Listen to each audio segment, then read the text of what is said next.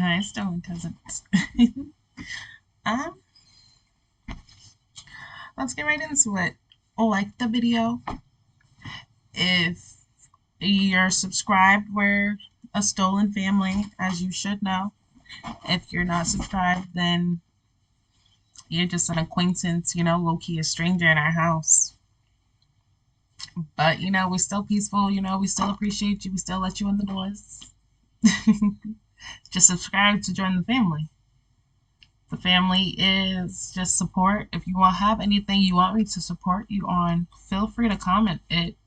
If you have any social medias you want me to follow or follow back, if you're trying to build up on YouTube and you want me to follow, subscribe to your channel on here, just let me know. I'll do it. So let's get right into it. 3 true Waffle House horror stories. A lot already be happening at Waffle House. So let's what could be going on, really, So let's get into it. I'm excited. I've only been to Waffle House, I think, once. Yeah, I've only been to Waffle House once. It was smack, but I didn't have. You can call me old, but I'm one of those people who loves to get up in the morning. Whatever day it is, whether or not I have to work that day, I get up at 7 in the morning, shower, and go to breakfast at Waffle's house, my favorite place. All the morning shift employees already knew me. I was always the first customer, and since everything was quieter, I spent some time talking to the cashier. It sounds like everything was going great, until one day, my peaceful life would change forever.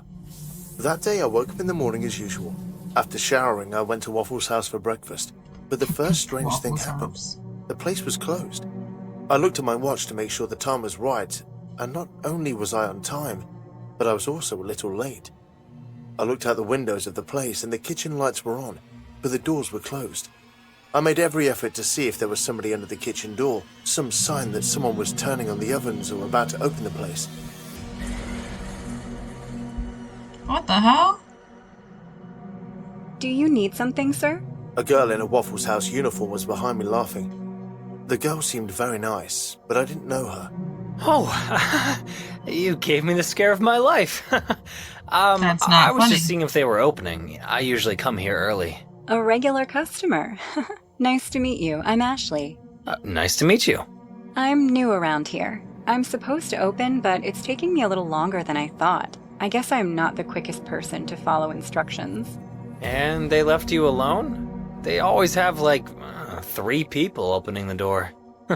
I gave a little laugh so the girl wouldn't think I was calling her out. Yep, that's what they told me. But apparently there was a massive firing, and the boss wants to start from scratch. They also hired a cook, but he's not very sociable, from what I can see. Aw, that sucks. Yeah, I'm grateful for getting the job, but I don't agree either. Well, I should keep on opening the place. Oh, yes, of course. Sorry to keep you. After giving me a little smile, the girl went to open the door. It was a Tuesday morning and not many people came today, so I was sure I was going to eat alone.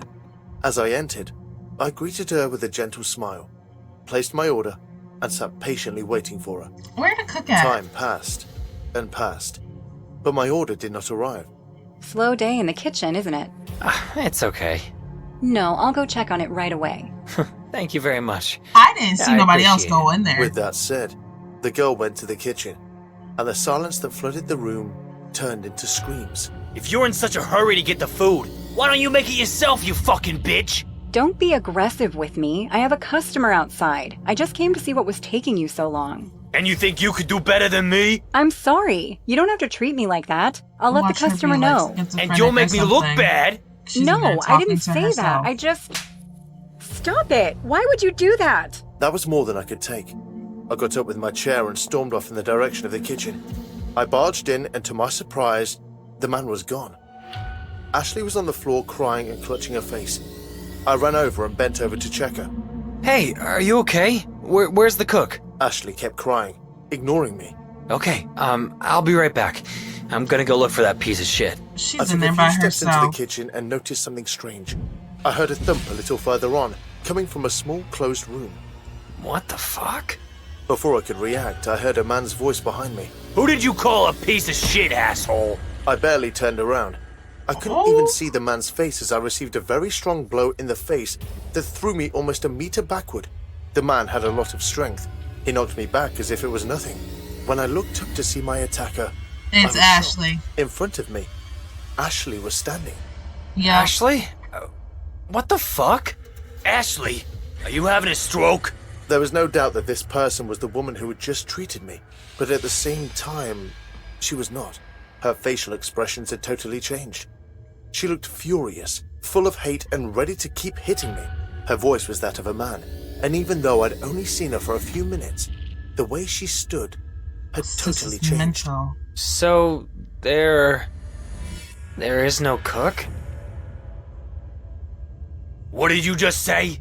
Furious, Ashley pulled me and stood me up. My name is Roy, and I'm the fucking cook. You have a problem with that? She showed me a knife. No. You know what I think? I think you're saying that so I won't hurt you. But you don't really think I'm a good cook. That's Please- crazy. please don't hurt 'cause me. That's really how it be. What the hell do you think you're doing? I told you I like this one. Are you stupid? Ashley went back to acting like a woman. Don't get involved in this. You want me to hit you again? I had no idea what was going on, but I knew this was my chance to escape. I tried to open the door I came through, but it was locked. Where do you think you're going, asshole? Did you forget that you turned your back on me when you were trying to find me? The door's locked now. As she said this, she walked slowly towards me with a knife in his hand, as if enjoying the moment.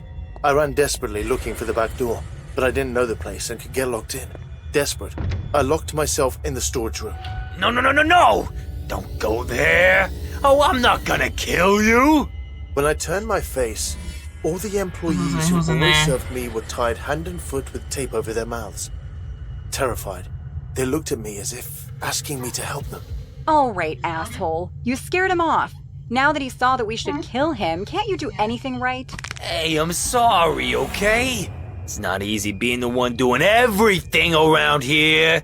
You just act like a dumb bitch and a nice bitch. That was the plan, you fucking idiot.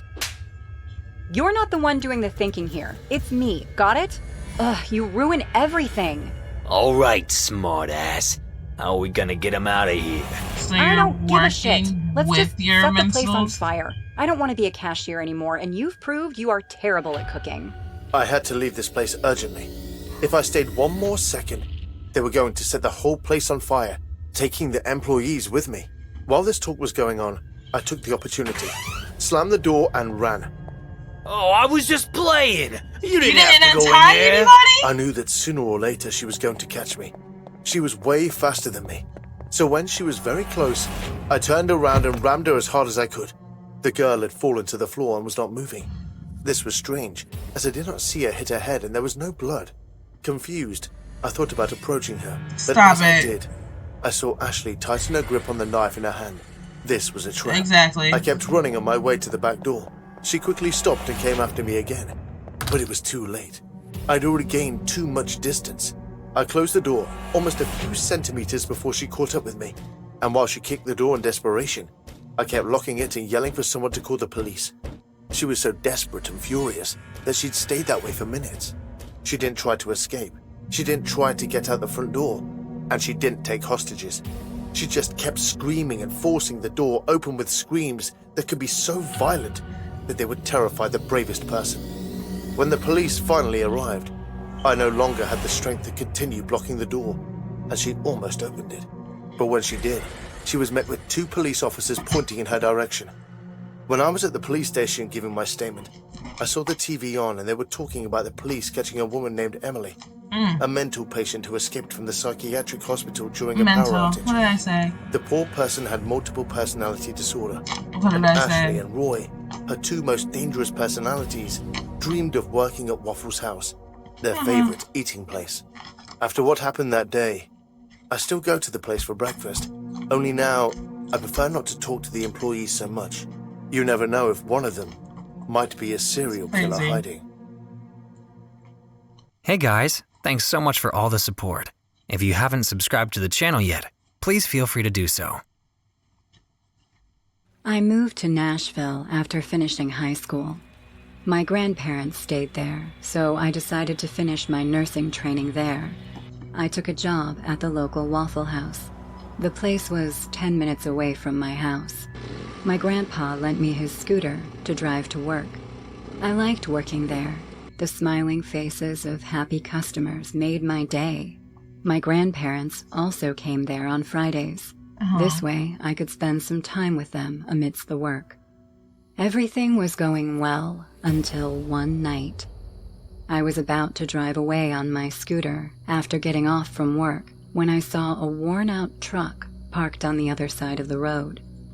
I could tell someone was sitting in the driver's seat, but due to the light and shadowy atmosphere, I couldn't see the person. Whoever was in that truck was watching me. I was staring at the truck suspiciously when the driver's side door opened and a man wearing a pink woman's housecoat came out. He stood under the streetlight and I saw his face. His eyes were wide and his face a pale look. He had brown hair.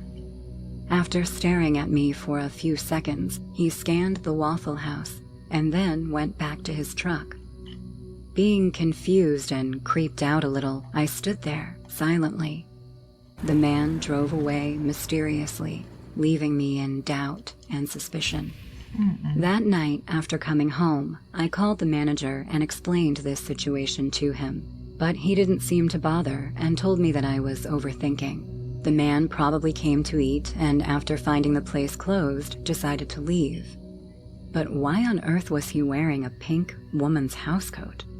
No matter how hard I tried, I couldn't shake off the fact that there was definitely something wrong with this dude. I kept a sharp eye on work, all set to confront this weird man if he ever came to the Waffle House. And one afternoon, he did. My coworker Julie and I were cleaning the tables. There was no other customer at that moment when the door buzzed open, and I got goosebumps. It was the same man. This time, he was wearing blue, tattered jeans and a white t-shirt. There were stains on his t-shirt, and a reeking odor came from him. He went straight to the empty counter and started to ring the bell on the desk. He saw me and Julie cleaning the table, but he kept on ringing the bell while smiling like a creep. I rushed behind the counter and said in a loud voice, "Is there anything you need?" This is fun. He rang the bell one more time and then looked at me. For the first time, I noticed his eyes. He had pale green eyes that could look into your soul. A big grin appeared on his face, and he said in a raspy voice, I'm Travis. I saw you last night. Why were you watching me? "Excuse me? I was watching you? Is everything all right here, sir?" Hearing Julie's voice, the man now turned to look at her and said, Don't interrupt me when I'm talking, bitch. "What did you call me?" A jealous bitch. "You need to leave." Oh, but I didn't even order, lady. Is this how you treat your customers? "Leave, or I'm calling the cops on you, you freak." The man's face changed as soon as I mentioned the cops. He looked at me and then Julie and did something unthinkable. He lifted his hand and made a neck-slicing gesture while giving us a spine-chilling smile. I knew it was some kind of warning. We watched him leave, and Julie said, "You guys know each other?" I explained to her about last night. We both called the manager. But this time, too, he was reluctant to take any steps, as the guy physically didn't do anything alarming. Who knew that he would one day? The date was April 22nd, 2018. I will never forget it for the rest of my life. I was leaving for work when my grandpa said they would come to the Waffle House. The day was busy, and I barely got time to think about anything other than work. Around 5 in the evening, the restaurant was in full swing. Pushing the glass door, my grandparents entered the restaurant, and I felt a little relieved. At least now I could chat with them while working. This quality time with them always boosted my energy. So there I was, working and laughing with all the happy faces. Everyone was having a great time, and that's when we heard a loud, screeching sound. Before I could contemplate what exactly happened outside, Travis bolted into the restaurant. He was wearing a green jacket, white socks, and no bottoms except underwear. His hair was all messed up, and he looked sick. I could see the hatred in his eyes, and just then, a woman began to scream, "He's got a gun! He's got a gun!" Everyone started screaming and running in panic, and that's when Travis shot his first victim. He went nuts and started shooting all the customers present in the Waffle House at that moment. Tell your "Come with grandparents to me! get down. There's a back door!" Julie shouted while trying to save the innocent people from the hand of the devil, and that's when a bullet hit her in the forehead. Chunks of brain flew in the air and landed on the floor. Slowly, her body collapsed to the ground. Travis smiled like a psychopath and shot anyone that came in front of the barrel of his gun. My eyes shifted to my grandparents, and that's when hell broke over me. Both of my grandparents were lying dead on their seats. Travis's killing spree took their lives too that night. When the Waffle House had nothing but blood everywhere, Travis stopped shooting and looked at me. Oh, the voices in my head are getting louder now. Your time has come, little birdie. "Please, stop!" He raised the gun at me, and I stood like a statue, waiting for my horrible death. Tears rolled down my eyes as I found myself surrounded by bloody bodies. Travis was about to pull the trigger when something miraculous happened. A man with a bleeding hand surfaced from the washroom. I had no idea there was someone else alive other than me at that moment. He jumped on Travis, and they started to wrestle.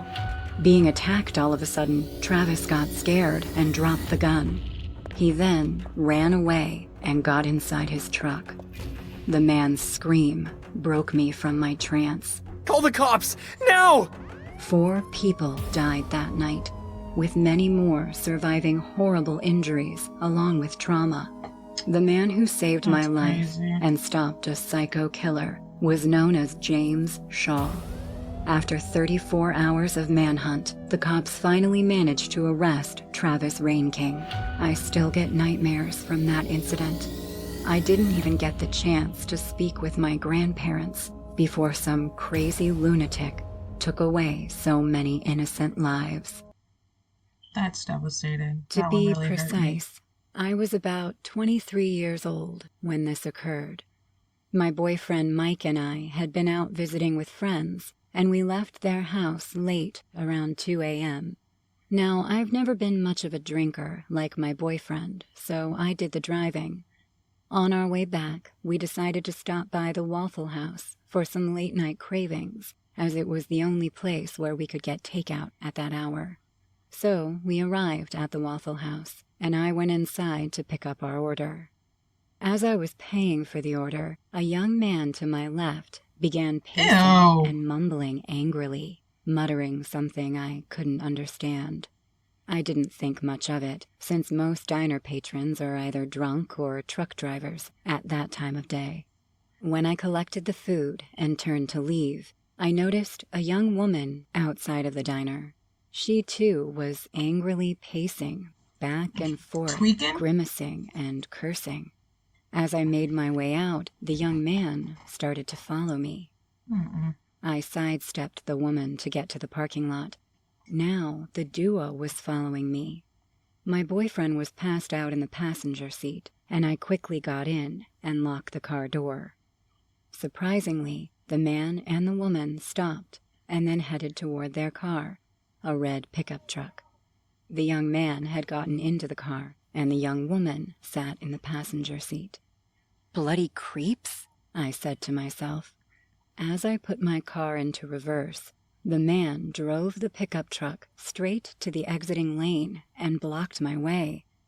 The man then got out and came running to my window. He started knocking ferociously on my driver's side window and yelled at me. Open up! We need to talk, lady! My boyfriend woke up, hearing the ruckus, and we exchanged What? a confused look, noticing this man's behavior. I unrolled the car window about an inch to talk things out. Why would you do You that? stole my girlfriend's wallet, and you'd better give it fucking back right the fuck now! I have no idea what you're talking about. I have my wallet, and that's it. You fucking stole it from the counter, and we're getting it back one way or another! Dude, I didn't steal shit. Move your car, or I'm gonna back into it. You give it back to me right now! Or give me yours, or you're fucking dead! Move! Are you crazy? No! Your girl here is a thief! Just then, another car honked, and we saw a new car was coming to the parking lot. The man's demeanor changed all of a sudden, seeing other people. He quickly walked to his car, moved it, and left the parking lot. Just like that. Thinking the third person's presence scared him off, I heaved a sigh of relief. My trying to boyfriend looked rob at you. me and asked, What the hell happened in the Waffle House? Nothing. These wackos were being weird from the start. Let's go home. Yeah. I rolled up the window and backed my car up a few inches. Then I exited the parking lot. At that point, my boyfriend and I were taken aback more than anything else.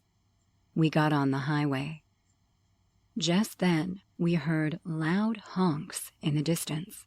It was the same red pickup truck. The man was driving like an absolute maniac, dodging other cars, traffic lights, and stop signs until he got so close to us that their car nearly rammed our back bumper. I weaved in and out of the sparse traffic as safely as I could in an attempt to throw them off of our route. Each time, he'd managed to pull behind us again. He clicked his headlights on and off the bright setting. He leaned on the horn. Inside our car, it was blinding and deafening. I sure as hell wasn't going home so that this psycho, deranged couple would know where we lived. I swear, it was almost like I could hear him, still screaming, even over the blaring car horn. My boyfriend and I didn't do much talking, as I suppose we were both shocked and trying to figure out what to do. Fuck this. We're going to the police station. I doubled back, Yep. the car still bearing down on us. When I pulled into the police station, they followed. I locked my car doors, picked up my cell, and began to ring the station because I sure as shit wasn't going to get out of my car. The man practically ran out of his car and up to my window, again banging and yelling. I'd gone way beyond concerned and scared to absolutely pissed.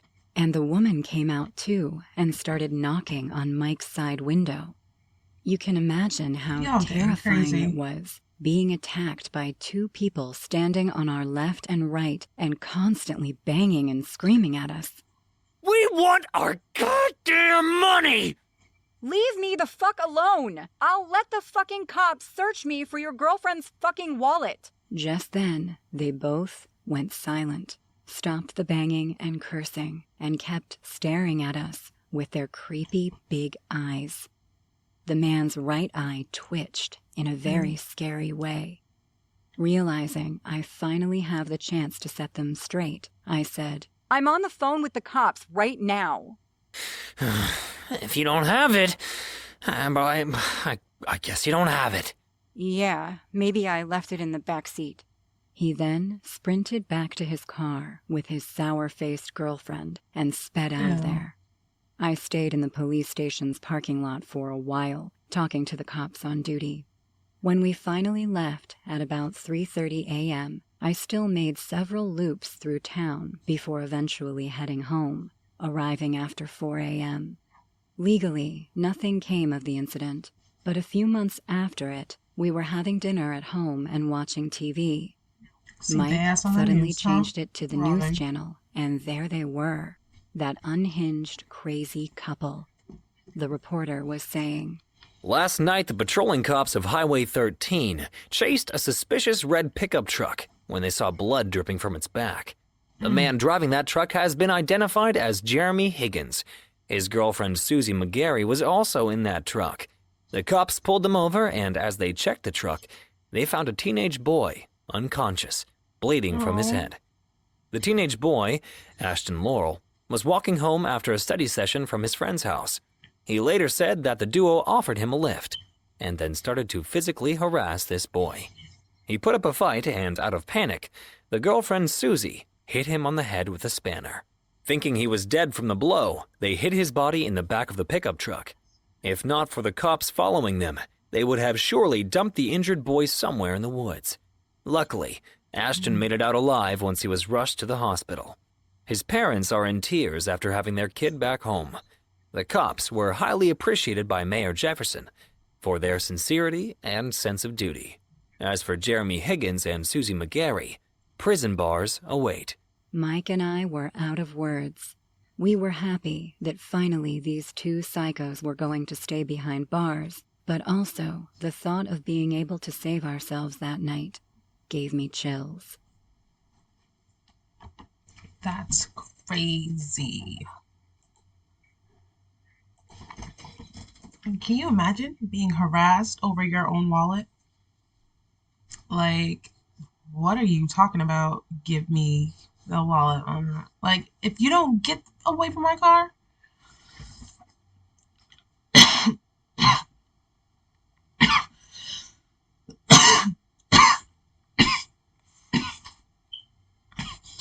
ooh, I'm sorry. Let's be coughing in y'all ear. Hopefully, but I don't speak too loud, so hopefully, you ain't got your headphones up too high. But thank you for joining me. Have a great rest of your day. Don't forget to like, comment, and subscribe. And if you want to, share the video with someone else. Why? Because that's what cousins do. Family supports family. Why? Because support is free.